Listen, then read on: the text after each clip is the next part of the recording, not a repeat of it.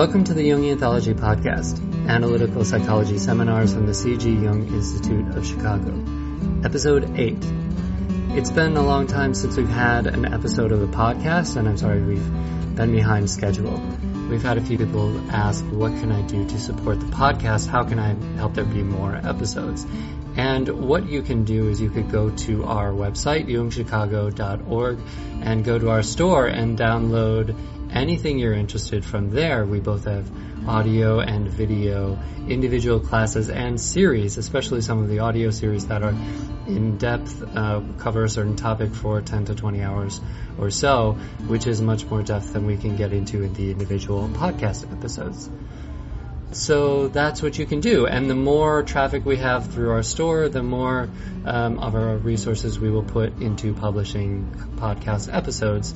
We're constantly shifting our priorities based on responses from the public, whether we find out that people need more lectures of a certain topic or they prefer things in a certain format. It really depends on public response. So if you want more podcast episodes, go to our store and download something that you're interested in, and that will show us that for sure we should put more effort into producing podcast episodes. Make sure it's regular and not interrupted by individual projects that come up at the Institute.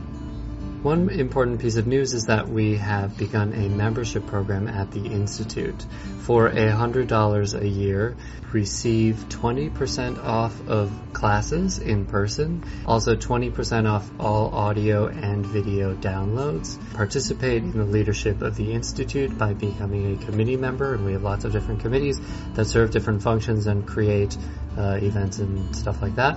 You would have access to our library, and you would also be invited to member-only events, including our holiday party, and as we move forward, we'll be creating more of those events as our membership program expands. So if you're interested in becoming a member of the Institute, you can easily become a member by visiting our store, again, jungchicago.org/store. Today's lecture is Befriending the Beast with Anita Greene, Ph.D. Anita Greene is a Jungian analyst in private practice in Amherst, Massachusetts, and a teacher at the C.G. Jung Institute in Boston. She is also a Rubenfeld Synergist who combines gentle body techniques with her analytic work. She lectures widely on the integration of body and psyche. Now here's the lecture.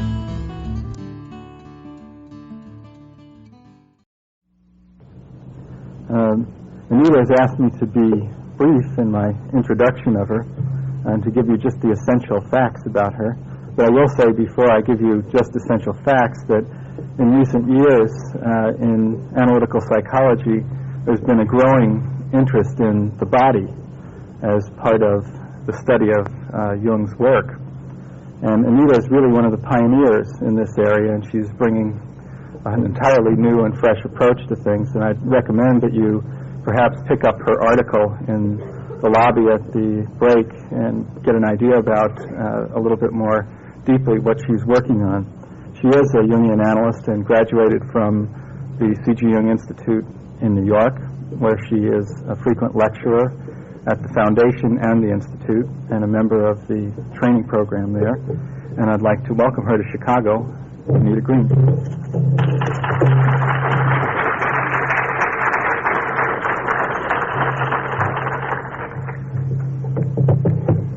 Thank you, Peter, for your gracious introduction and for meeting me at the airport. New York had its worst snowstorm of the winter today, and I've been traveling since about 11:30 your time. I think the hairiest part of it was trying to get to Newark Airport from my house, a trip that usually takes about an hour and 15 minutes and took me 3 hours. My plane was canceled, and I was very fortunate to be able to get on another one that was late, so I'm very glad to be physically present here. I began to wonder whether I would be as we waited about an hour and a half in the plane for our de-icing before we took off. And since I started late, I may not have time to cover everything, but we'll see how far we go along. I haven't been in Chicago since the early 70s. Back when my husband and I did a series of workshops here on the masculine and the feminine. Don't know if any of you are veterans that go back that far. Yes. Then I was just beginning my analytical training and was struggling to put together a way to work analytically in the Jungian mode as well as body-wise. I think I was just in the first year of my training, as a matter of fact. But I was still very much under my husband's aegis, because he had already graduated from the training program some years ago and was the one that was well known.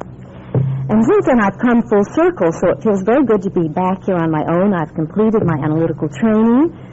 I have also studied 4 years with a woman named Rubenfeld, where I've learned FM Alexander and Feldenkrais type body techniques, which I attempt to integrate into my analytical practice.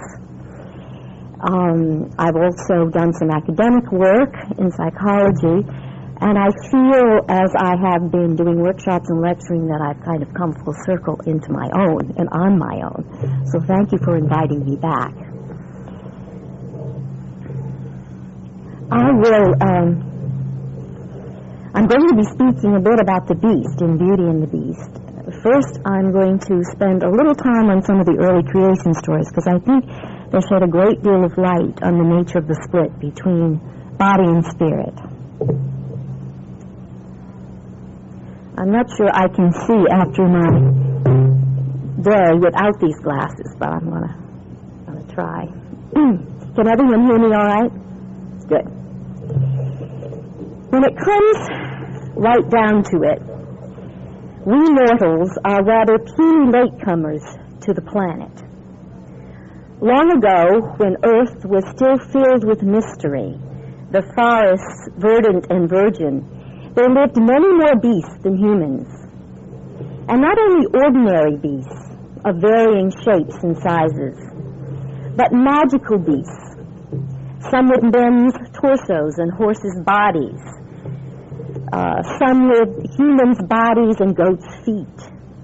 There were triple-headed dragons and graceful unicorns, gods and goddesses with the head of a crocodile, or a hyena, or a wolf, or a falcon, or a cow. And because these animals had been here from the dawn of existence, long before humans arrived, they were endowed with potent energies for good and for evil. Humankind feared and worshipped them, and bowed down to them, and paid them honor, and in so doing, honored the beast in themselves. As humans grew in numbers and strength, the animals and the magical beasts retreated into the remote wildernesses. It became imperative to assert the ascendancy of human consciousness over wild animal energies and to become civilized. In a creation myth that has profoundly affected us all, a Father God said, "Let us make man in our own image, after our likeness, and let them have dominion over the fish of the sea, and over the birds of the air, and over the cattle, and over all earth, and over every creeping thing that creeps upon the earth."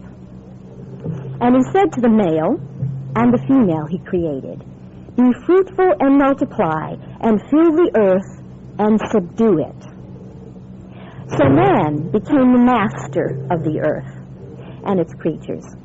And the animal masters and the beasts, those that were not tamed, retreated even further into the wildernesses that were left.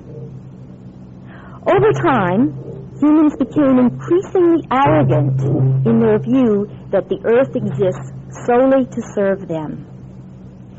This attitude has alienated us from the rhythm and wisdom of our own bodies and animal nature. We treat our bodies the way we treat the body of the earth. We pollute them.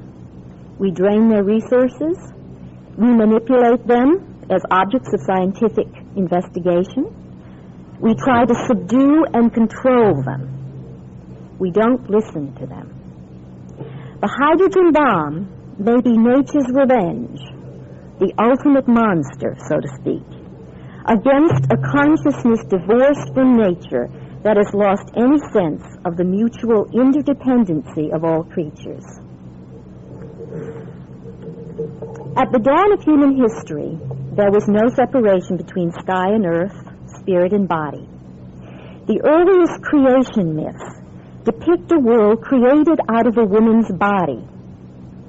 All forms of life emerged and all forms eventually returned to Mother Earth. One is only to look at the large-breasted and large-buttocked statues of the mother goddesses from the late Paleolithic period in Europe to appreciate that their dominant meaning lies in the magical potency of their procreative functions. In these myths, the male element is given no prominence. One myth from the northwest frontier of India goes like this.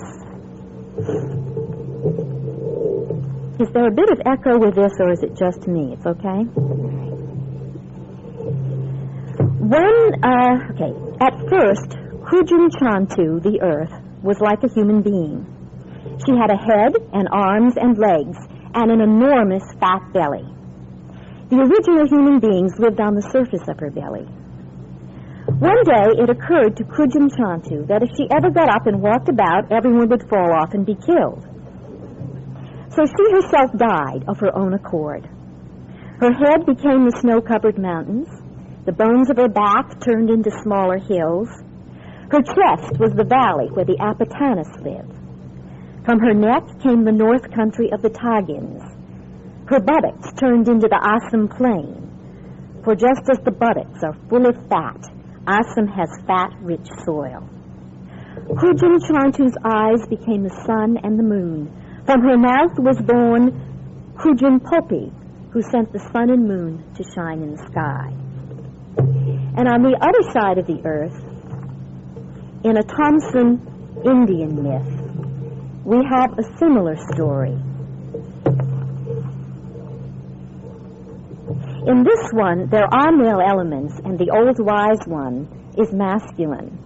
There's a big argument going on between Father, Son, and Mother Earth. As a matter of fact, Mother Earth can't stand Father, Son because he's ugly, nasty, and too hot.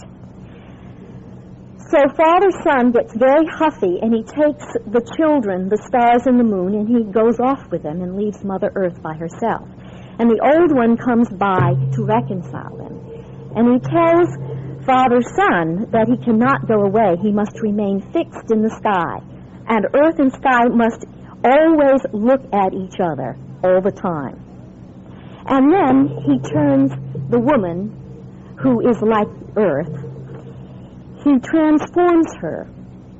And her hair becomes the trees and grass, her flesh the clay, her bones the rocks, and her blood the springs of water. And he says, henceforth you will be the earth, and people will live on you and trample on your belly. You will be as their mother, for from you bodies will spring, and to you they will go back. People will live as in your bosom and sleep on your lap. They will derive nourishment from you, for you are fat. All of these marvelous earth mothers are very fat. When you die, you will return to your mother's body. You will be covered with her flesh as a blanket, under which your bones will rest in peace. As you see, I became quite fascinated by some of these early myths. When the earth is not created directly out of the woman's body, it is often fashioned out of the basic food of the tribe. For example, the corn ears of the corn mother, a clamshell from the depth of the ocean, or a coconut in the South Pacific. In one such coconut dwelled a woman, cramped with knees up to her chin. I think she got bored being there, and she decided that she would do something about it, so she tears a piece of flesh off from her right side, and she creates the first man, and she puts him in charge of the waters. Now, I think that's a marvelous compensation for Eve having been created out of the rib of Adam. And she takes another piece of flesh from her right side, creates another man, and puts him in charge of the heavens. And then she feels lopsided, so she starts tearing off pieces of flesh from her left side. And she puts all of these men and women in charge of various parts of the universe until all the flesh is gone, and that's how the universe is created. Now, the cosmic egg is also another very well-known image in creation myth. And although it represents a more contained center and definite structure within the watery chaos or primal reality, it's still a symbol of fertility, a cosmic incubator. In the Polynesian myth, a male god, I'm not sure how you pronounce his name, Taiairoa, I think, he dwells in the egg and then is expelled into a dark void. And he tries as hard as he can to create the earth out of the word coming from his mouth. And he commands, he says, he commands, "Oh, rock, crawl hither," and no rock crawls to him. And then he says, "Oh, sand, come hither," and no sand comes toward him. So finally he gives up trying to create the universe out of the word, and he ends up making the eggshell, the top of it, the dome of heaven, and the bottom of it, the sand and the rocks. And then out of his own body, he creates the rest of the world. For example, his spine becomes a mountain range, his ribs, the mountain slopes, his flesh, the fatness of the earth, his toenails, the shells of fish. But one thing he doesn't do is give away his head. He keeps his head and becomes master over it all. But the myth still ends by saying, "Man shall is woman because it is by her he comes into the world, and woman shall is woman because she is born of a woman." Now there are instances in which, many more too, in which the body of the world is as much a male god as a woman's. In Norse mythology, the great giant Ymir is slain and the world is formed out of his flesh. And in his Hindu cosmology, Purusha, the primal man, is dismembered and the universe is formed of all his parts, and expressing the essential unity between macrocosm and microcosm. But in nearly all the cases of this early creation myth, the creator dissolves into her or his creation through death or self-sacrifice, and more often than not, willingly. Now, when we come to the creation myths involving the separation of the world parents, we're confronted with the nascent phonic prima materia in which both feminine and masculine potencies are equally represented. In these myths, it is usually the offspring of the primordial mama and papa, cramped and confined in the darkness between their heavy bodies and desiring light and a life of their own, that finally succeed in pushing them apart. I was thinking of the times when my children were small, and my husband and I would try to sleep late on a Sunday morning, and our children would come in and try to push us apart and say, "Hey, it's day, let's get moving." So I had sympathy for primordial parents. Now, in the great Babylonian creation epic, the children of the goddess Tiamat and her consort Apsu surge back and forth between their bodies, upsetting them, and they finally tear them apart. And then they kill Apsu, the consort. And then one of her progeny, Marduk, gathers his brothers around him and becomes the sun god and prepares for combat against his mother because he wants to take over. So he confronts the now raging Tiamat in her dragon form, and through trickery and wiles slays her. And he casts down her carcass, and he stands over it in a lordly manner and surveys it, tears open her belly, carves her up, and creates the world out of the pieces. So here we have come here to a new kind of cosmic order. The earth still remains the source of birth, but the sky gods carry more power. Chaos is not seen now as something which organically gives birth to itself, but as something to be fought and subdued, and then given a more differentiated structure and form by the male sun god. Now, as the sky gods become more and more separate from the earth and farther away, we begin to observe monotheistic tendencies in them. The necessary condition for greater consciousness in the universe seems to require a movement toward what we now perceive today as belonging to masculine consciousness. Namely, and these are just a few of the things, the ability to transcend the cyclical patterns of the processes of nature and its eternal round. The capacity for continuing existence separate from the earth as mother, allowing for linear rather than cyclical experience of time. The ability to generate models, images in the mind that precede the coming into existence of the 1001 things. In an Egyptian myth, we have the beginnings of this in the great beetle god of creation, Khepri.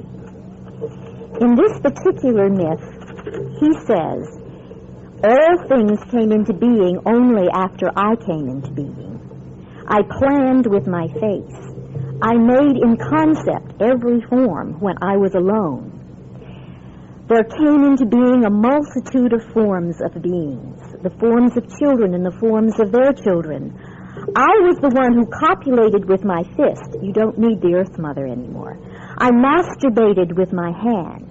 Then I spewed with my own mouth. I spat out what was Shu, and I sputtered out what was Tefnut. Now, the great culmination of this movement toward the distancing of the Father and Sky God from the Earth Mother and body is in the Hebrew myth of creation, where we're presented with a Father God detached from the world, perfect, having no beginning and no end, all-powerful, all-knowing, who can create the world ex nihilo, out of nothing. He creates not out of his own body fluids, as Khepri does, but out of the Word, the Logos, the mind. The Word, the Spirit of God, moved over the face of the waters and created the heavens and the earth. Each act of creation over 6 days that God worked at it begins. And God said, let there be light, waters, creatures, man, and they came into existence. As I was writing this, my thoughts wandered to what terrifies me the most, and it's sitting at an empty desk with a blank piece of lined yellow paper in front of me, and someone telling me that I must make up a lecture for the Friday night lecture in Chicago. And I'm supposed to do 1, 2, 3, and then A, B, C, and kind of put it down all in a logical and orderly fashion. That terrifies me. It's like creating out of nothing. And then I happened to look around at my dining room table where I was working, and there were piled in all sorts of disarray papers, clinical examples, books on creation, fairy tales, a plant I brought in to get better sunlight, apple cores, some empty mugs, some Christmas decorations I'd neglected to put away, pens, pencils. And as I surveyed my small universe, I breathed a sigh of relief, and I said, I think maybe I can create out of this chaotic material. So I had to laugh that I felt very comfortable creating out of nothing. It's impossible for me. And of course I project that it's very easy for others to do. As a woman, I am not one to bemoan the advent of the patriarchal age, nor the very real values it has carried for both men and women. I wouldn't be here tonight, actually, talking as a Jungian or about the individuation process if it hadn't been for masculine consciousness separating out from the matriarchal matrix. But, for example, when our president asserts that we can control and dominate the world from the stars, we confront an attitude carried to its ultimate madness. We are in danger of being blasted back into patriarchal nothingness if this attitude continues. I couldn't agree more than what Erich Neumann says in Depth Psychology in the New Ethic. It says, when we speak of Earth, it is symbolically identical with the body, just as flight from Earth is always at the same time flight from body. The human state is special in that psychically the tension of the opposites, body, spirit, consciousness, unconsciousness, is a historical development that leads to a separation of the opposites. This separation is actually necessary for the development of consciousness. Its exaggeration has, however, proven itself to be catastrophic for the individual and for the collective. I experience the pain of that split between body and psyche every day in my patients. I have experienced it deeply within myself. Ever since I began to realize how split off my body was from the rest of me. And that happened during my first analysis with an appropriately timed touch of my analyst. When I'd gotten in touch with an extremely vulnerable child, I remember my analyst taking my hands in his and holding them, and I burst into tears. And a voice spoke to me at that point and said, "You have forgotten how important touch and experiencing the body is for your sense of self." And that was such an incredibly powerful experience. There was no way that I could not heed that. And that is the direction I've been going in. To try to heal the split first in myself, and to bring spirit and body together so that I experience them fluidly as one thing, to be fully incarnated. I think, that's why Jean Auel's books, Clan of the Cave Bears, Valley of the Horses, and now the Mammoth Hunters, are so popular, because she takes us back. She projects what we need to do for ourselves back into Paleolithic times, and shows us what it might be like to be connected to nature again. We have there a very complete woman who is in harmony with the earth and its resources, who lives by her wits, who knows herbal medicine, who can hunt with the best of men, and so forth. Now, in 1757, quite a bit earlier, another woman sat down and wrote the tale of Beauty and the Beast. Her name was Madame Le Prince de Beaumont, French woman. And she tells in her tale, although she probably didn't know she was doing this, of the bankruptcy of the patriarchal tradition, and beautifully expresses the way to heal the split between body and spirit, or body and psyche in our culture. Tomorrow in my workshop, I shall retell the tale in its entirety. Tonight, I will focus only on those parts which suit my purpose for this lecture, namely the beast.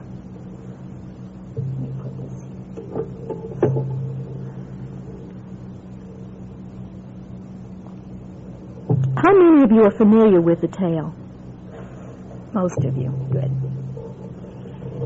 As you remember then, the tale begins when the father, a rich merchant, loses his fortune.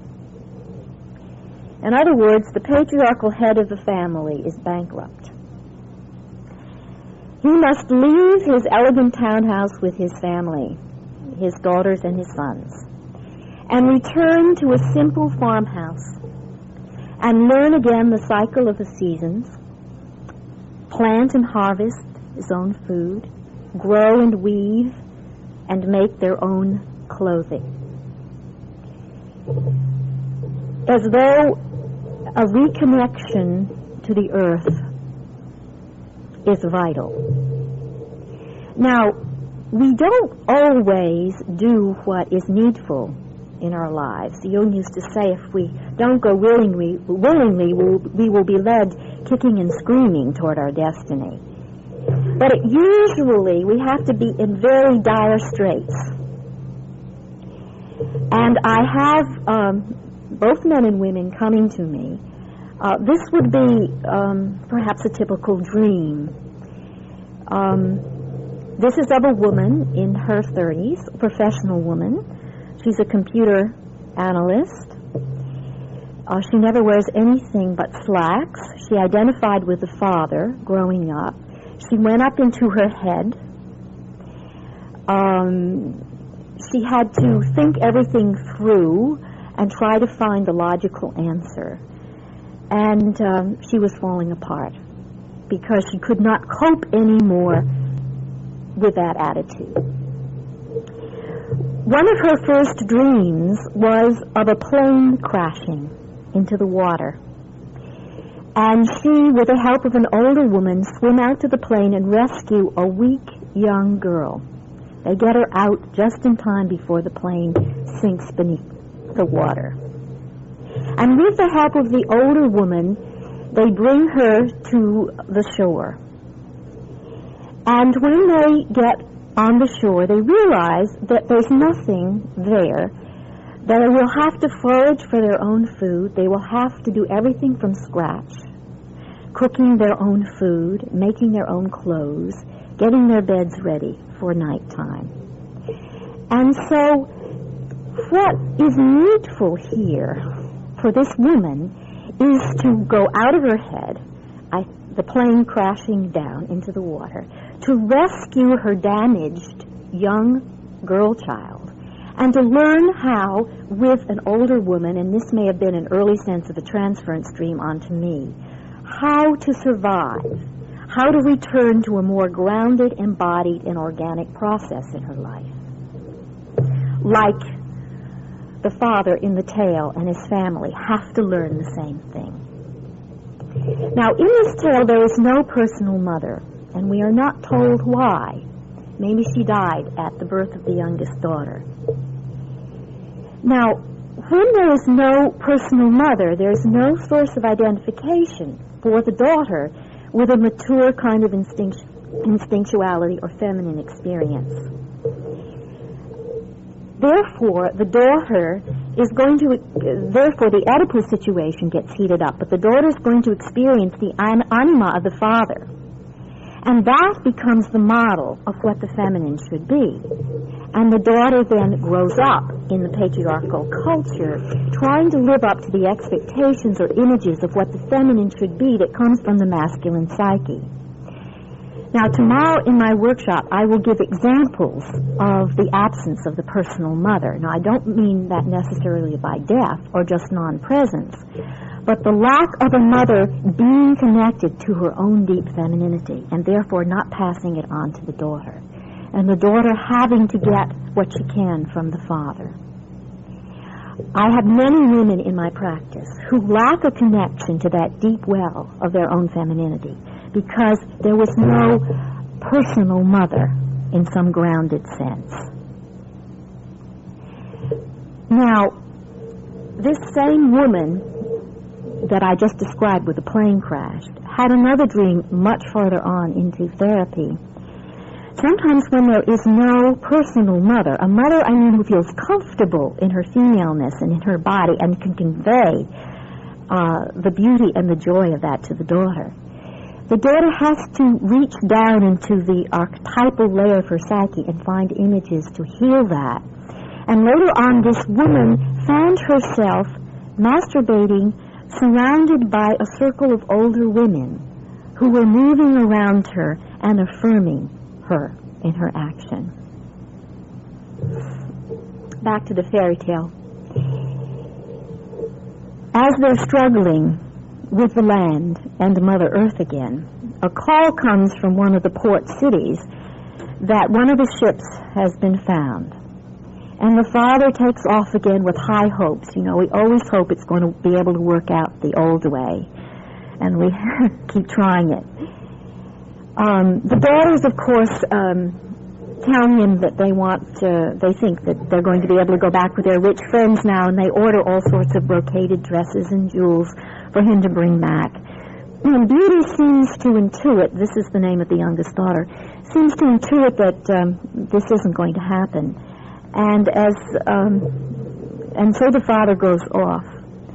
And, of course, when he gets there, his creditors have beat him to it, and he's worse off than before.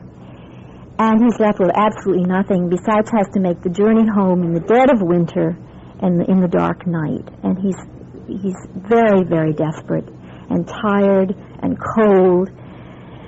And he finally finds some shelter in the trunk of a tree. And when light comes the next morning, as he's trying to find his way home, he comes upon a path, which looks like an old path, but it's been out of use perhaps for centuries. And he cuts his way along it. He can hardly make it out, and finally it becomes a little better marked until it turns into an avenue surrounded by orange trees. And the atmosphere warms up, and the sun comes out, and he sees at the end of the avenue a magnificent castle. And he goes up to it, up the agate steps and into the door, and he looks all around and sees nobody. And finally he finds a room where a fire is burning, and as you know the tale, the food is set out delicately, and there's a delicious wine, and he's tired, and he eats, and he falls asleep. And the next morning, still, no host arrives. And as he sits there, he begins to fantasize, well, maybe all of this is meant for me and for my family. And as he goes out to get his horse, he's going to bring his family to live there. And on the way, he sees a hedge of roses. Now, if you know the tale, the only thing that Beauty has asked her father to bring back is a rose. He says, well, at least I can take a rose back to my daughter. And he plucks the rose, and at that moment, he hears a terrible roar, and the beast speaks behind him in an enraged, terrifying voice and says, who told you you could gather my roses? This is a theft worthy of death. This is a necessary theft. And as with all necessary thefts, such as the stealing of fire by Prometheus, the eating of the apple, there is a price to pay. A loss of innocence, and which is the prerequisite for the growth of consciousness. What this means is that Beauty and her father must now reckon with the dark instinctual forces of their own nature, with their beast. And the price, the theft of the rose, saving the father's life, redeeming the impoverished patriarchy, is that Beauty must willingly go to live with the beast on a day-to-day basis. Now, this is very interesting to me because the road toward greater consciousness before has always been to subdue, to kill off, to gain ascendancy over our animal natures. In the fairy tale, the direction is shown to be back,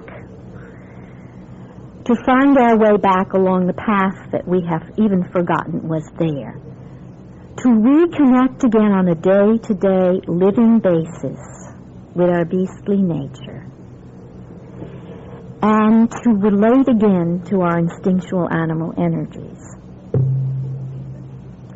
Now, just as an aside, in this fairy tale, the beast is perceived as masculine because it's essentially, of course, beasts are feminine too, but it's essentially a tale of a woman's initiation into womanhood via a release from the idealized father bond and a confrontation with her own instinctual man, and then creating for herself of an individual relationship to a man. You might say a more modern tale of Beauty and the Beast might be D.H. Lawrence's Lady Chatterley's Lover. Here the bankrupt patriarchal attitude is represented by Lady Chatterley's husband, who is paralyzed from the waist down, and Melor, the gardener, is the potent instinctual man. So the fairy tale really talks about, and we'll get into this more tomorrow, the split between the spiritual, aesthetic, and natural instinctual elements in masculine psychology and in the woman's animus. I know this well because long, long ago I had two dreams that happened in the same night The first dream, I was a child. And I was kind of reclining on something. And there was a man standing behind me, and he had on, as I drew it, he had on blue trousers and a white shirt. And he was very blonde and blue eyes. And I knew he was a guardian angel because he levitated slightly off the earth. And I felt very protected. The second dream, the same night, I was in my house, and something terrible was trying to get in. And it would knock on one door, and I would run to it and bolt it. And then it would go to another door, and I'd run to that door and bolt that door, until finally there was only one door left, and I couldn't quite get there fast enough. And the dream ended with me pushing with all my might to keep this force out, and whatever that was on the other side, pushing with all his might to get in. And when I drew it, it was a masculine figure, very dark, very phonic. He had a codpiece so that his genitals showed. He stood like this, very powerful. And the message of those two dreams was clearly, Anita, if you want to remain protected and daughter-like, that's all right, you can. You have a guardian angel. But if you want to come into your full womanhood, you're going to have to let that dark man in. I think that's why I love Beauty and the Beast so much, because it is very much a story of part of my journey.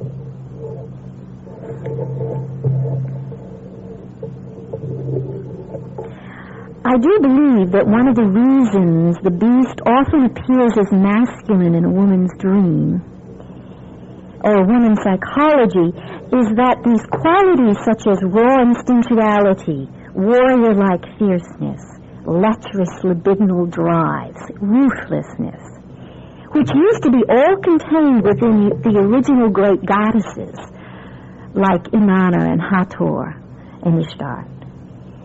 When more masculine conscience is separated out, men seem to take these over as parts of their own, as their own qualities. So that very often the beast appears in a woman's dream first as masculine, far away from her present female ego consciousness. So that we both perceive, I think, the more aggressive and sexual beings as masculine. Now, when I was working originally on Beauty and the Beast, and it's amazing how your patients bring to you exactly what you're working on, whatever it is, in your psyche or giving a lecture.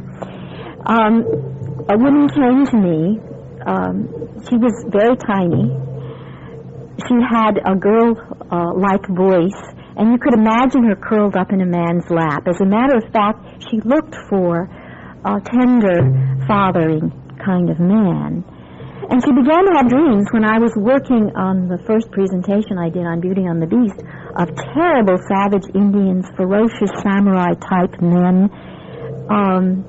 And she would bring these in, and finally I said, well, why don't we work on that? Sometimes I have someone, even without working with them on a table or on the mat, go right down into their body and do an act of imagination. And she did. And I said, now, you may need to protect yourself. This was a gorilla-type man this time. So she built a fence that she could see through, but that she would not feel in danger from this man. And they had a conversation. And he was terrifying. He was shirtless and hairy, and his chest glistened. He was unsocialized, nonconformist, non-intellectual. This young woman, I neglected to say, was also very much up in the head. She also had identified with a father who was an editor of a newspaper, and she became an editor. But she was having a great difficulty asserting her authority now as she was going up the ladder. And this is where her authority was in all of these men that were coming in dreams. And as she went on in the act of imagination, this gorilla man said, I've been living in the wilds too long. I really would like to come back into civilization. But I need your help. I need you to help me. And she said that she would try. And at the end of the imaginal part of the session, they exchanged gifts, and one of them was a rose. You can imagine how amazed I was. The beast in Beauty and the Beast wants to come back into our civilization, too. He's more than willing. His only stipulation is that we are willing. Beauty must go willingly to relate to him. Now, what enrages the beast is that the father, or the patriarchal attitude here, thinks it can just have the rose for the simple plucking. You know, I'll just take it. And whatever else that rose symbolizes, and it symbolizes a lot, at a very deep level, it signifies the whole making effect of Eros. And it can't be had for the plucking. Wives who are married to men who find it difficult to be feelingly related will tell you it can't be had for the plucking. It must be tended over time with care and watered and pruned and weeded and given the right amount of sunshine and shade. Here we see how beauty as the woman and the man's anima as beauty must be allowed to grow and to flourish before she can become that mature mediator between these two elements of masculinity. Now, a couple of things about the beast. Am I running over yet? No. Can you stand a bit more? Okay. The beast is a gardener. Milor, in Lady Chatterley's Lover, is a gardener. And roses do not grow in the father's garden. That's why Beauty asked him to bring one back. And the gardens around the beast's castle are exquisitely fragrant and abundant. He has a green thumb, this beast. One of the reasons that body awareness is so inaccessible to modern consciousness is that if we are far away from the beast in ourselves, we are even farther away from the plant.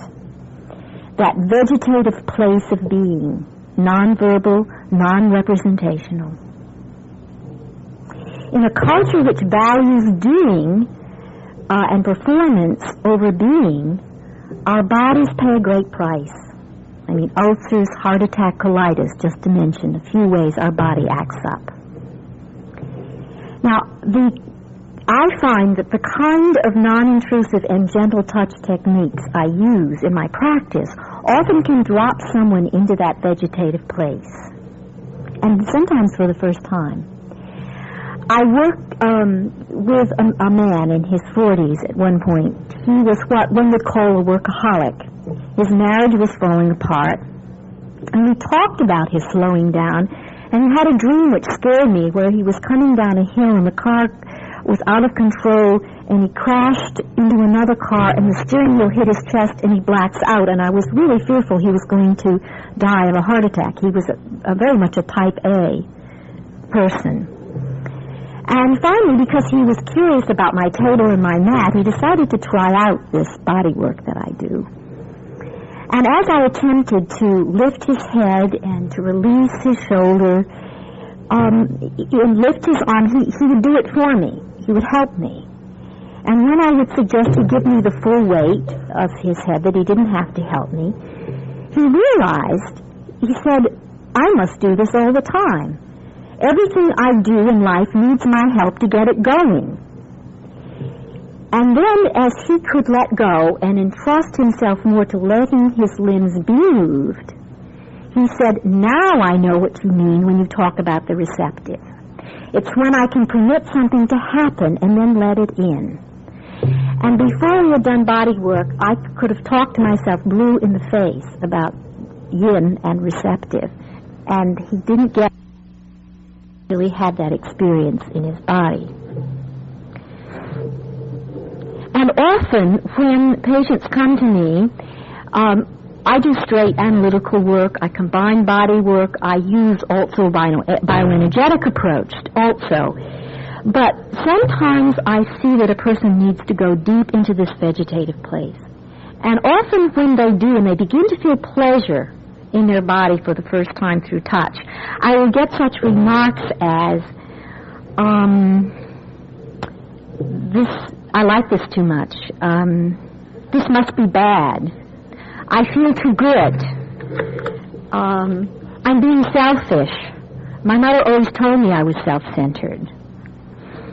And on and on. And it takes them right back to where they were unable to enjoy maybe just being held in their mother's arms because her touch was so noxious and the expectations were so great, coming through the skin one to another. I had a very successful businessman with whom I worked for a while, and he came because he felt he had accommodated so much to his mother's image of him that he had lost any sense of his authentic self. And he wanted to try to reconnect to that. And his mother had just recently died of lung cancer, and I took a look at his chest, and he didn't breathe there. There was absolutely no movement at all. It was permanently, although not really barrel-chested like a lot of men are, it was permanently expanded, as though he had to keep it enlarged in order to make sure he got the next breath. But he really didn't permit himself to take it. And one had the feeling that his mother, you talk about the father's anima and the expectations of the daughter, we have to talk here about the mother's animus and what that does to the son. It was like she had puffed him up with that, but not permitting him to take his own breath.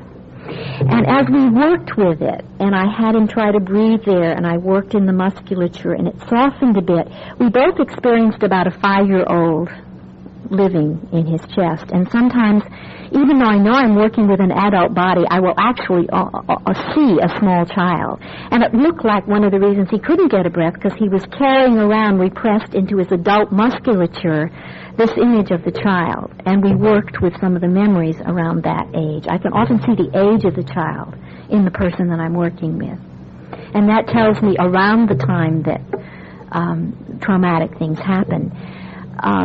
Another man I worked with was really barrel-chested, had a hard time dropping into that animal or vegetative place because he had to be on guard against a witch-like mother all the time.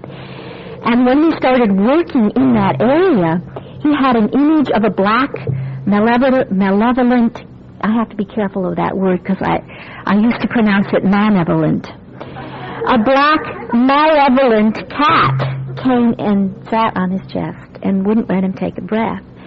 And a voice, which he associated to his mother, said, "How dare you take a breath? You belong to me." And he had to fight her off in order to be able to take a breath. No wonder he couldn't go into his body, because it meant going back to the mother's body, and that could not be tolerated. Sometimes it's very difficult for men to permit themselves to go into this place. It's dangerous for a woman, but even more dangerous, I think, for a man who must separate out from the mother's body. And I had one man who went into a trance state at times when I worked on him.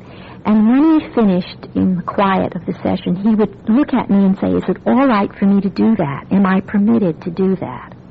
And each time I would give him my permission to do that. And that's what he needed in order to reconnect. And he began to bring dreams in, and I keep very close track of dreams as I work with body, of various anima figures, some of them of women that he felt guilty about his relationships with, and there was a kind of reconciling healing going on by his permitting himself to be. And to trust me, I mean, that was incredible for this man, to be as vulnerable and defenseless as he was with me. Okay. I have some more to say about the beast. How do you feel? Do you want to get up and stretch? All right, let me say a few more things, and that'll open it. Those that do, please do, because take care of your bodies first. I mean, if I stand up here and give a lecture on the body and then keep you all tied to your seats, that's... Okay, 10 more minutes. I will shorten some things so that there'll be some time for questioning. Okay, so this beast is a gardener, and he knows how to vegetate. Oh, I'll have to tell you this story.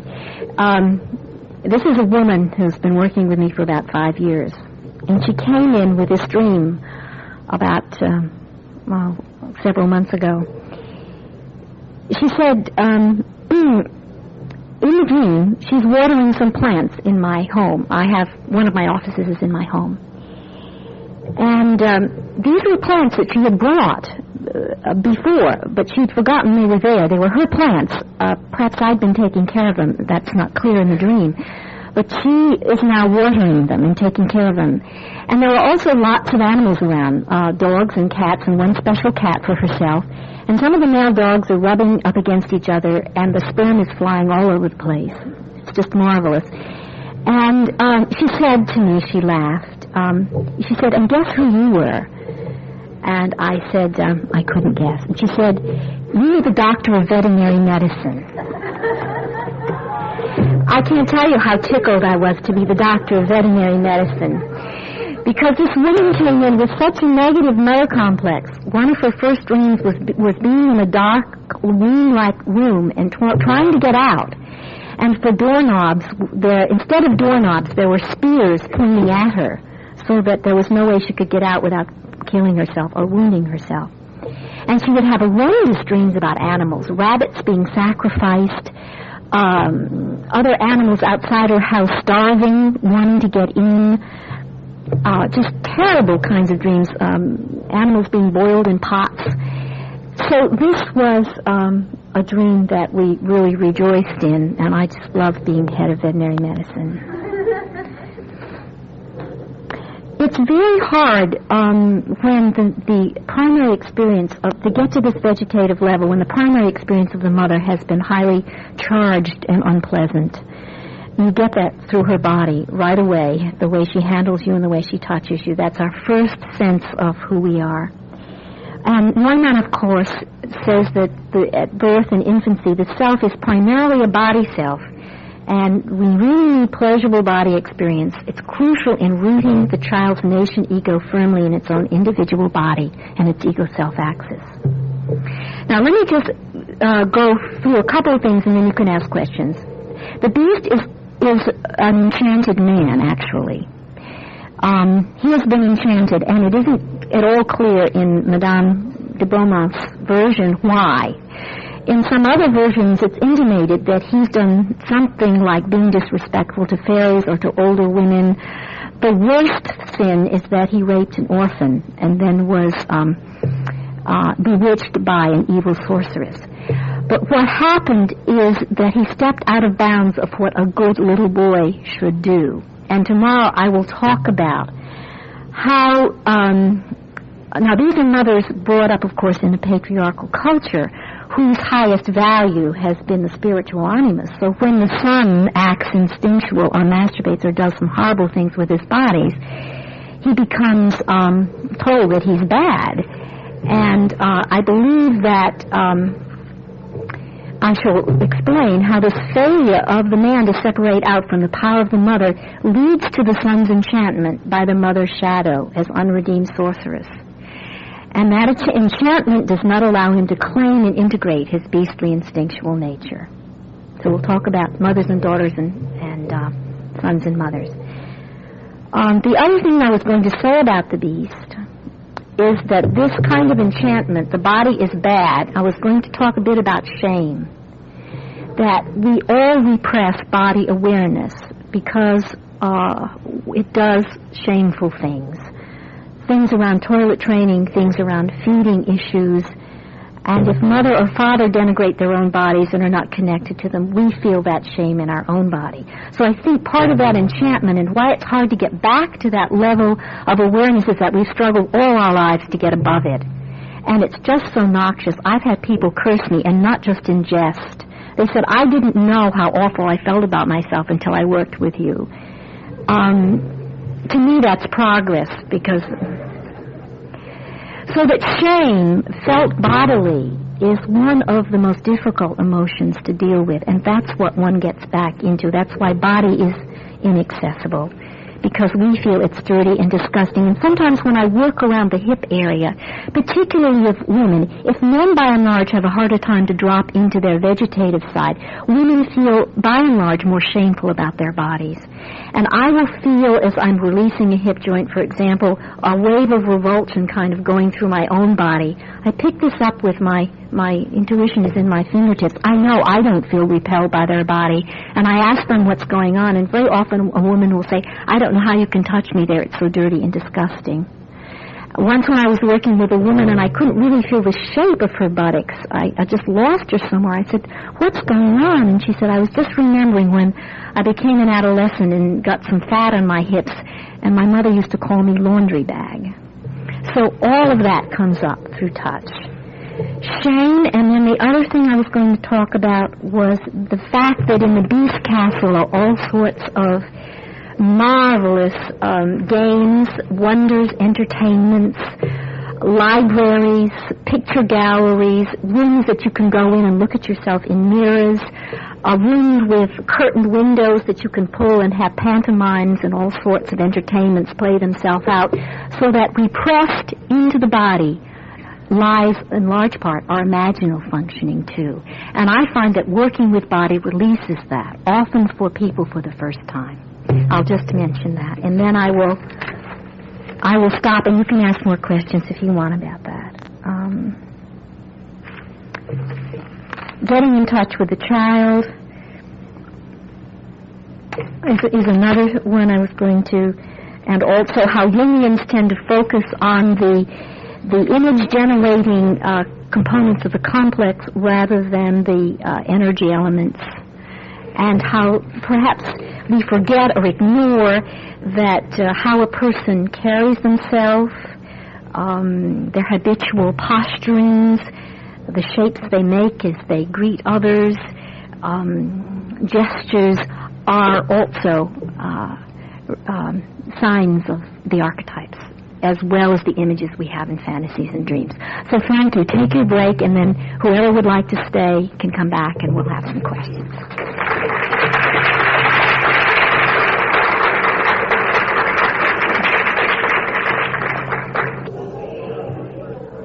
I think maybe it's a good time to begin again. There was one thing I would have mentioned if I'd had time, and I think when I was talking about shame of the body and how women, diet themselves to death, and how the image of the feminine today is such as sort of an adolescent anorexic boy. Women don't have bellies or hips anymore to be able to create the earth out of their own bodies. But I ran across in a book I was reading, many you've seen it, it's by Kim Chernin, called The Obsession, Reflections on the Tyranny of Slenderness. She pulls together quite a bit in that book. And she tells about women in Western Samoa, women over middle age, who are distinctly fat by our standards. As a matter of fact, the women get fatter after the birth of each child. And this is honored. They move with ease in their big bodies, and they're admired for it. And it's not until they're middle-aged and have some flesh to jiggle around that they're permitted to perform the most humorous and lascivious dances on the festival days. But they're considered sexy enough to do it. I mean, this is an honor. So I couldn't help but think when I was in Chicago of the refrigerettes. I thought that was marvelous. All right, I'll entertain any questions that you might have, or any elaborations of whatever. Yes. Yes. Are you talking particularly about a depressed mother, or just a mother who doesn't have any sense of herself as a woman or feel good in her body? Well, I can just say to that, I think it affects the way he will feel about women. His wife, lovers, have a great effect on that. I've worked with men who well, I've worked with a lot of men. I mean, none of us have perfect mothers in that regard. Very often, he will carry around a certain depression that's noticeable in his body. And he may not even notice it because he's gone up into his head and compensated for it. There's one man I work with who stands way back on his heels. I'm sure I could knock him over if I just gave him one push. And he sits back in the chair, and he can't look at me. It's very difficult looking at me directly with his eyes. And he had a mother who was quite didn't touch him or hold him very much, and he's suffering for it in terms of a lack of relationship to his own body. It's like he was thrown together. You have that sense. I mean, talking about what that does to a son on the bodily level. I was trying to think of. I'm sure you can all think of many examples. There are many different ways that it can go. I will have lots more examples from my practice and stories about mothers and sons and the way that mothers enchant their sons right out of their instinctual birthright. There was one, I'll just tell a story of one other man who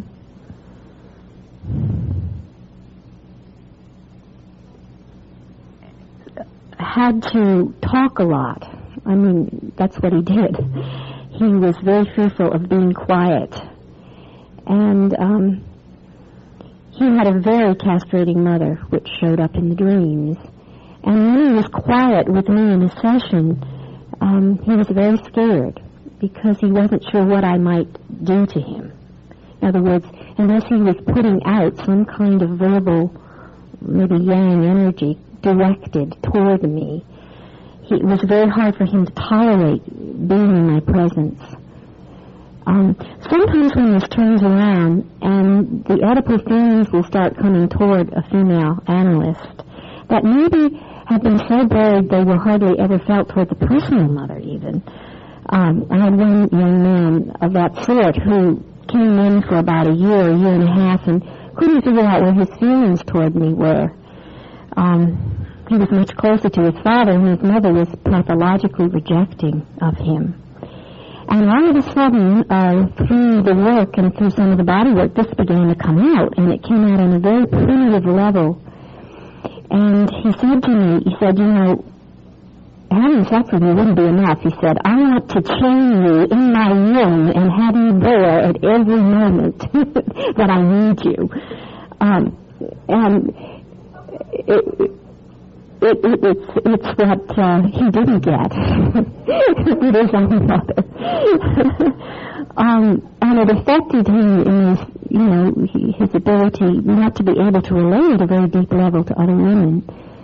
Because he was fearful that when it came out, it would come out with such primitive longing, which it did, but we're able to work with it. And I have him go into fantasy as I'm working with his body to see if we can't redo some of that Oedipal energy. And it's very exciting to work that way. Yeah. Mm-hmm. Yeah. Yeah. Mm-hmm. That was part of it. Yeah. Right. Yeah.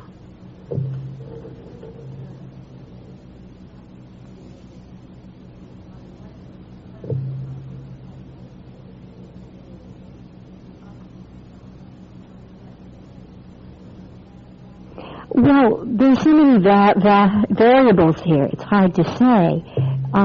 The woman that I described at the beginning, who was the computer analyst, who had to figure out everything logically and orderly, she got mad at me all the time because I wouldn't give her answers. She was so sure that there was an answer and that I was withholding it.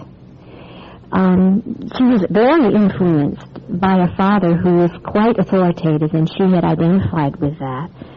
And I guess he seemed to have the answers. It was very hard for her to relate to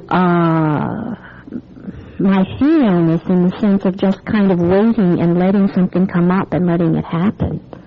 I don't know if that's answering your question. There's so many variables here. It's very hard to be specific. I'm afraid my mind after today is a little weary.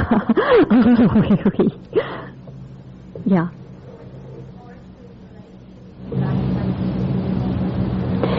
Yes.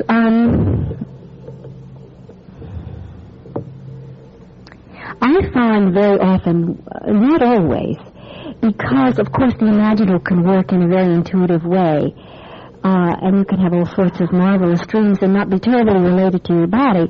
But for some people, more than others, they are intimately connected. And body consciousness, if it's lost, also inhibits the person from feeling their imaginal level. I think of one man, quite conservative in nature, very skeptical of body work. As a matter of fact, don't work that way with him. He didn't have any memories back before 12 years old, except one that came up through a dream image of a toy tank that he remembered getting for Christmas. That was can you imagine? I mean, I can't imagine it because I can remember so well what happened to me as a child. But he had no memory. And if you look at his body, you can see how repressed the juiciness of him was. His jaw tightened up. And every time he would start to get expansive in his body posture, he would start to hold on to his hand like it wasn't permitted. And one day when he was, I guess, tired or something and his defenses were down, I suggested he go back to that toy tank and imagine holding it in his hands and getting the feel of it, getting down in his imagination and playing on the floor with it. And he began to remember the room that he had played in. He began to remember his father and uncle coming in and winding it up too tight and it breaking against a wall. And then he went into the other rooms of the house and he was able to see his mother in various ways. So we were able to move back to his actually sensuously experiencing the one memory that he had. Another man who came to me, who was very cut off from the imaginal world in his childhood, kind of expansive nature, brought in a dream in which he was being held up by a robber who was pointing a gun at his back. Now, that's a very easy dream to interpret. You can say, well, this is your aggressive shadow, and it's coming toward you from the unconscious, and it wants something from you, and it's going to take your energy away, your money, and so forth. But some instinct said to me, I can't even speak straight. I asked him, why don't you do that? Put your hands above your head. And he did. You can often do that with a body image in a dream. And he did, and he exaggerated it. And then he remembered. I mean, it was in his body, kinesthetically. It hadn't ever come in an image before. And he remembered when he was little, and this was the first childhood memory that he could come up with, when his father was angry with him, when he did the least little thing wrong, like spilling milk at the table. And he remembered he would run from the table, hands clutching his ears, and his father's voice kind of coming into him like a knife as he ran to his bedroom to shut out the sound. So that from a body, in the muscles, to actually do something brought back the memory. It's fascinating to me that that's what happens. On the other hand, if you've got someone that fantasizes in images all over the place and is not grounded, you can ground that in the body. I remember I had a bit of that myself, and during a long analytical time when I went very deeply inside myself, I was outside of my culture in Zurich. It was very painful, but it came to me that the only way I could do what Jungians like to call active imagination was to actually sit myself down and imagine that my body was going to these places. Now, that's a very slow way to do active imagination. I think if you put whatever indicator it is on the muscles, you would have seen my arms move and my legs like they were walking to places. But in my imagination, I walked, and it grounded the images for me, and it was very healing. People go to the most incredible places, and sometimes my hand on them gives them the assurance that they can go and experience some real terror, and that I will bring them back if it gets too scary or frightening. So I work a lot with images that come up out of the body. Sometimes a person's first experience of the other in themselves, or that imaginary realm, is to talk to a chronic body tension, or to a headache, or to a pain. I remember I had one woman who had such tightness across her sinuses and a lot of pain, and she just kind of stayed with that, and nothing came, and then finally she was able to burst into tears, and she remembered it felt like a very, very small child that had cried and no one had come, and so she stopped crying. I can give you example after example. A woman that I was working with the other day had a pain in her head, and it came down around her jaw, and sometimes you can have a person exaggerate that, and she did, and she said, it feels just like a tight bonnet that someone put around me and then tied it tight. And that may have been so, but it also, as she grimaced her face, I can't even do it, it hurts me so much. The way she grimaced, she said, you know what that is? That's when I cried and the tears dried up and the sun dried up and nothing is left but just the grimace of rage without any place to go. And she got into that from the tightness in the head. So that's more than answering your question. I'll work with that again tomorrow. Especially if the person has some kind of a narcissistic personality disorder, is kind of merged and doesn't really have an experience of what the other is. It's absolutely amazing for them to find that parts of their body will speak to them, for example, or an image will come up. They will have an experience of the other that's truly amazing for them, and it will help them then, I think, to relate to the other in the outside world, too. Are we doing a few more? Well, I will tomorrow more. Basically, one of the reasons, I'll just say one more thing about it, that the father can't take that rose is that the plucking of it is breaking the incest taboo. That is a rose that mothers give each other, that fathers don't give to daughters. And it cannot be had through the father-daughter relationship. And if the father crosses over the boundaries and seduces the daughter, either actually or in imagination, that's very difficult for the daughter to handle. So the plucking of the rose is not for the father. That's another meaning of the rose. It's breaking the incest taboo. But I'll do more of that tomorrow too. Yeah.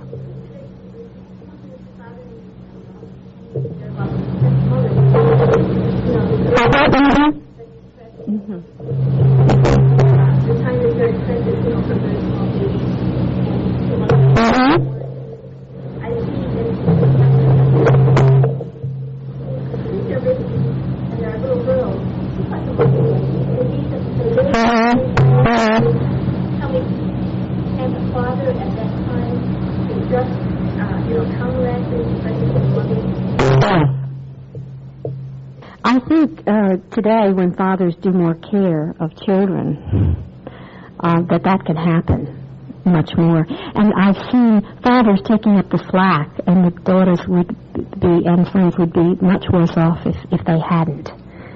I see a lot of the feminine stuff coming to the daughter through the father, for example, a lot of real tenderness that the mother didn't have.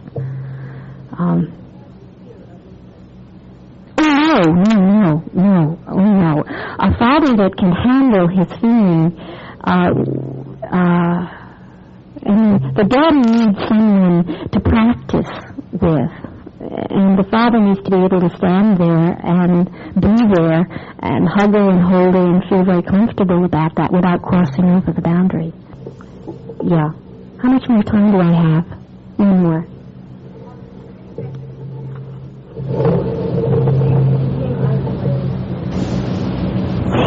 What I was relating that to was my experience of working with male patients who have a very hard time connecting with their own instinctuality, with their own aggressiveness, and it often goes back to, we both know we thought of it here, a mother who could not permit her son to have that side. So what I'm doing is just sort of metaphorically saying this is like bewitching the son out of his own expansive, sort of aggressive, instinctual side. Does that answer it all? Yeah. Okay, thank you very much. You're all very receptive. I hope I'll see some of you tomorrow.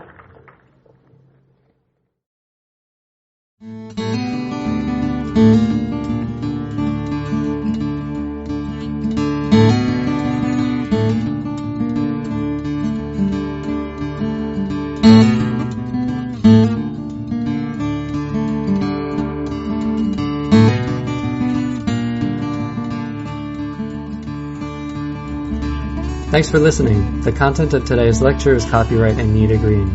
For more analytical psychology lectures, visit our website, jungchicago.org. This podcast is distributed under a Creative Commons Attribution, Non-Commercial, No Derivatives license. Share it all you like as long as you maintain the attribution to the speaker, but please do not change it or sell it. If you like this episode, tell your friends about us or leave us a review on iTunes. For more information about classes, training programs, videos, audio, this podcast, or to find a Jungian analyst near you, visit our website, www.jungchicago.org.